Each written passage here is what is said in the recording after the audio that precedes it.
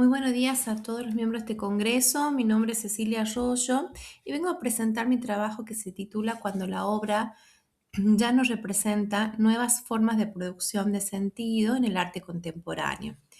El trabajo parte de analizar cómo a partir de la segunda mitad del siglo XX el arte contemporáneo ha ido socavando los cimientos de estéticos tradicionales, marcando así un quiebre con la herencia de la antigüedad clásica. El contexto de este trabajo se sitúa en la denominada crisis de la representación, un fenómeno donde la obra de arte ha dejado de funcionar como un espejo, un duplicado de la realidad y se ha convertido en un espacio de análisis conceptual y de redes semióticas. En este nuevo horizonte, el interés se va a desplazar de la imitación de lo externo hacia la manera en que la configuración artística va a generar sus propios sentidos. Para ello he tomado como caso la obra Una y tres sillas de Joseph Kosuth del año 1965 y vamos a ver cómo la materia en este caso se va a subordinar al estatuto lingüístico del concepto. El trabajo se articula mediante un cruce de perspectivas filosóficas y epistemológicas que van a ir definiendo el marco de acción y lo voy a desarrollar a partir de 6 ejes que son los que figuran en esta placa. Vamos a ir analizando uno a uno. El primer eje habla sobre el quiebre de la mímesis platónica. El punto de partida de esta transformación va a ser la rebelión contra el modelo ontológico de la mímesis. Es acá donde, según el pensamiento de Platón, el arte era concebido como una imitación de las apariencias, situándose en un tercer grado de distanciamiento respecto a la verdad. Si recordamos, bajo esta premisa, el valor de la obra dependía de su fidelidad a un referente externo. ¿Qué pasa cuando irrumpe el arte contemporáneo y más radicalmente el conceptualismo de los años 60? Se subvierte de raíz esta jerarquía metafísica, porque acá la obra ya no va a buscar ser el vehículo transparente que conduce la mirada hacia un referente externo, sino todo lo contrario. El objeto artístico se pliega sobre sí mismo porque se va a convertir en una indagación constante sobre sus propias condiciones de posibilidad y de significación. Entonces se habla que la representación entra en crisis porque el arte va a renunciar a esta ilusión mimética y a la subordinación al original. Entonces, al quebrar ese espejo platónico, las prácticas contemporáneas van a demostrar que lo real ya no es algo dado que espera ser copiado tal cual y de forma pasiva, sino que va a ser una construcción discursiva que se va a ir articulando mediante signos. Tenemos como antecedente inmediato a Hegel, quien le otorga al arte el estatus de una autonomía ontológica porque lo define como un producto de la actividad espiritual humana. Para él el fin del arte ya no va a ser la imitación de esa técnica de la naturaleza, sino la exteriorización de una necesidad que espiritual, que transforma lo sensible en un reflejo más bien del pensamiento.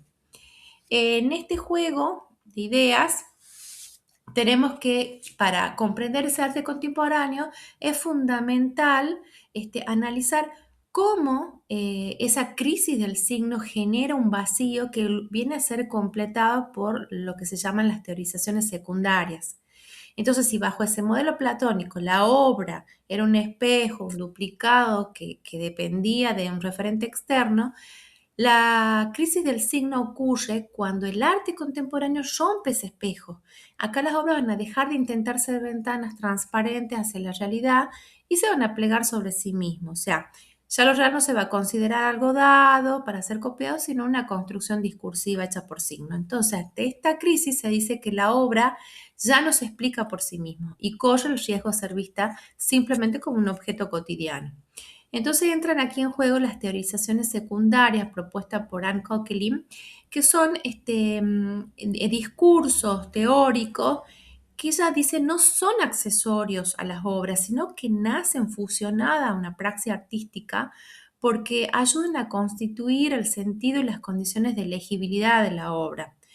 En esta situación, estas teorías permiten cartografiar la obra de arte desde dos vertientes. Desde el eje hermenéutico fenomenológico, va a analizar cómo la obra abre un mundo, funciona como un lenguaje, y desde el eje semiótico analítico se va a preguntar por la organización interna del signo y el rigor lógico de la obra.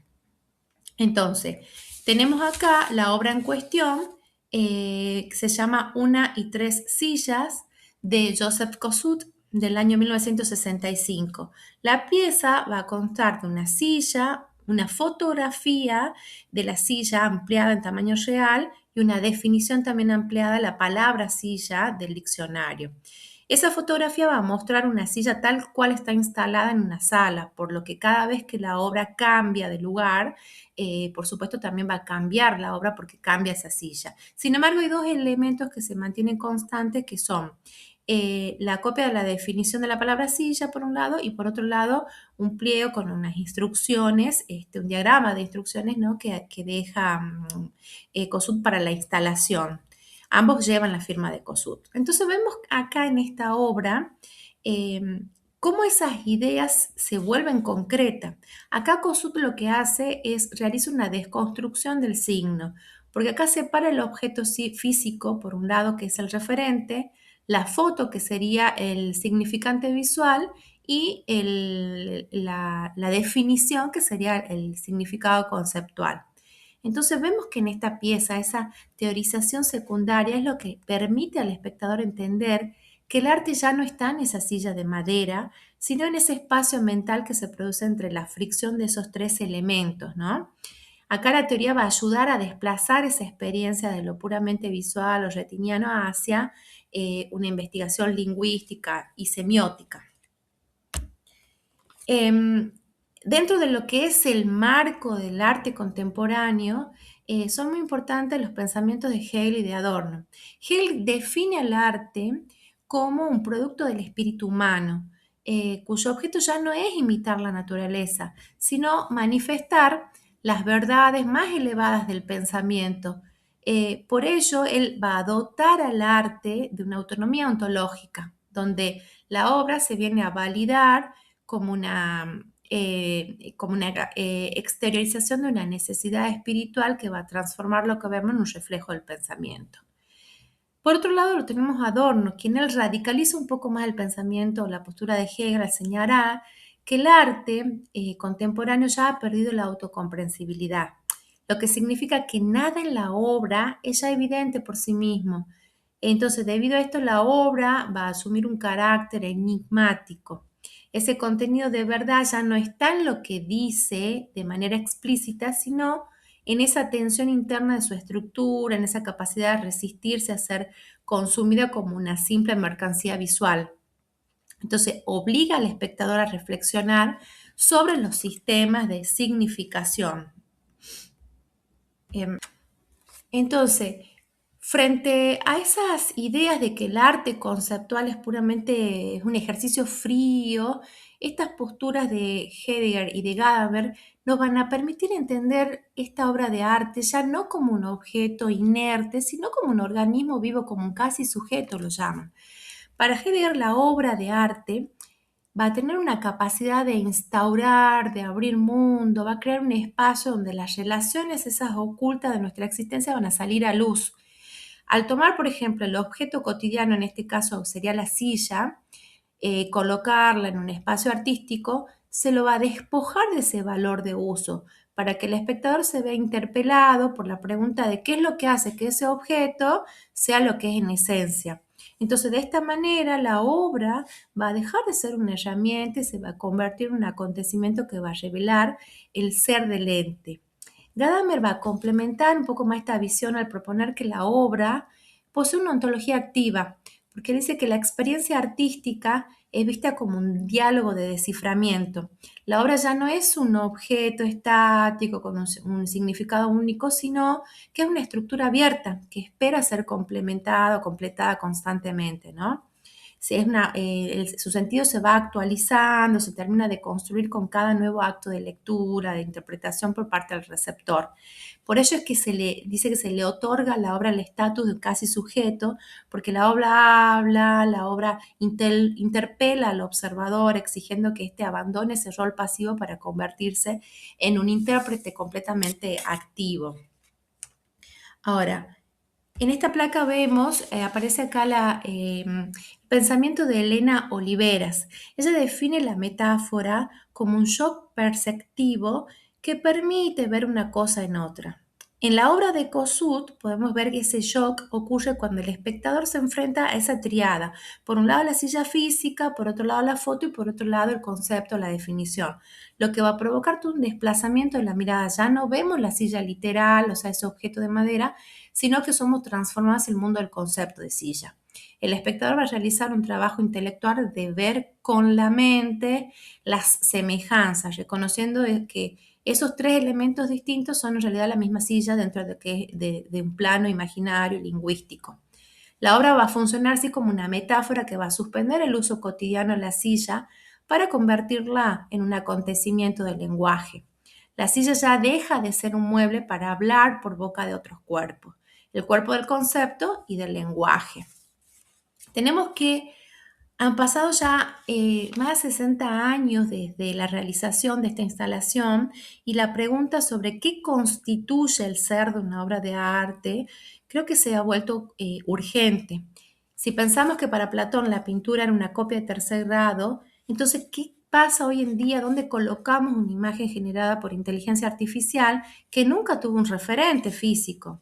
Entonces, tenemos así que la instalación, o pienso que esta instalación de Kossuth marcó la apertura anticipando que el problema del arte ya no resiste en la fidelidad visual, sino en esa relación del concepto, del signo y del mundo. La obra se va actualizando en cada interpretación, se va contaminando también con el paso del tiempo y no deja de lado todo el aspecto sensible. Tenemos en cuenta que esta instalación provoca en quien la enfrenta una tensión, donde la silla invita a sentarse por un lado, pero el museo, la instalación, el lugar, por otro lado, lo prohíbe. Yo pienso que el arte contemporáneo no está vacío ni ha perdido su valor por dejar de copiar la realidad de forma exacta. Por el contrario, el cambio ha permitido que el arte gane libertad para enfocarse en ideas y pensamientos. Y quizás el logro más importante es que el espectador ha dejado de ser un consumidor o un observador pasivo. En resumen, podríamos decir que el arte contemporáneo es un diálogo abierto. La obra espera siempre a ese intérprete que quiera participar en ese juego de descubrir, de expandir su sentido de manera infinita. Hasta acá, bueno, ha llegado mi presentación. Muchas gracias a todos por su atención.